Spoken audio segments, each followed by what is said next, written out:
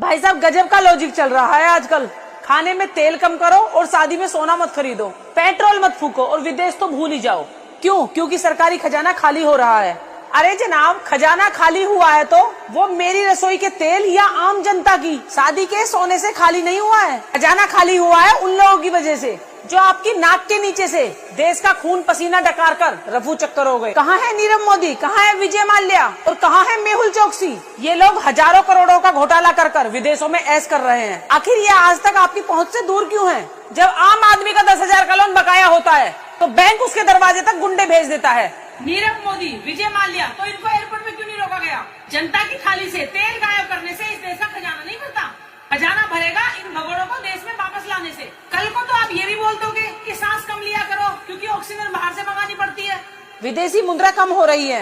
मोदी जी, जनता को ज्ञान देना बहुत आसान है। क्या आपने अपनी रैलियों का खर्चा कम किया? क्या उन करोड़ों के विज्ञापनों पर रोक लगी जिनमें आपकी मुस्कान चमकती है? नहीं, वहाँ आपको खजाना नहीं दिखता, वहाँ तो विकास की गंगा बहती है। पर जब आम आदमी की शादी की बात आए तो अचानक सोना देश के लिए खतरा बन जाता है। सच तो ये है कि सोना मिडिल क्लास वालों की सुरक्षा है जिसे वो जरूरत पड़ने पर इस्तेमाल कर लेते हैं। अगर समाधान ही करना है तो चलिए समाधान पे बात करते हैं, क्योंकि सिर्फ भाषण देने से काम नहीं चलेगा। अगर वाकई खजाना भरना है तो सबसे पहले टैक्स लीकेज बंद करो। हमारे देश में टैक्स चोरी एक कला बन चुकी है। छोटे दुकानदारों को परेशान करने की बजाय उन बड़े घोटालेबाजों को पकड़ो जो सालों से टैक्स दबाए बैठे हैं। सड़क बनती है 100 करोड़ की और चलती है 2 महीने, सिर्फ 60% पैसा लगाया जाता है। तो आप ही सोचो बाकी का 40% किसकी जेब में गया? कमीशन को रोको, खजाना अपने आप भर जाएगा। सांसद और विधायकों की पेंशन रोको और उनके विदेशी दौरों पर लगाम लगाओ।